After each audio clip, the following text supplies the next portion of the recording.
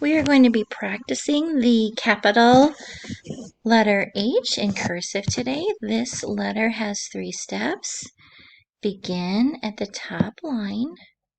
This is step 1. Then pick up your pencil. Start at the top line again. This is step 2. From here, this is the last step. Step number 3.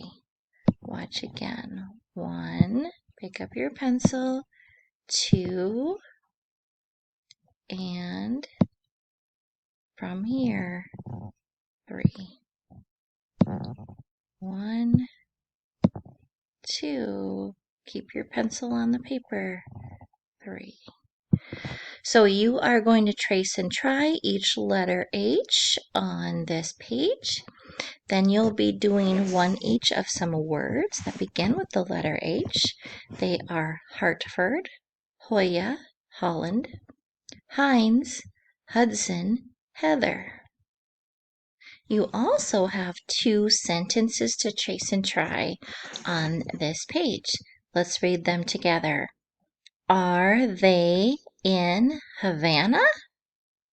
He is in Hamden. Remember to trace and try as you're working on this page today.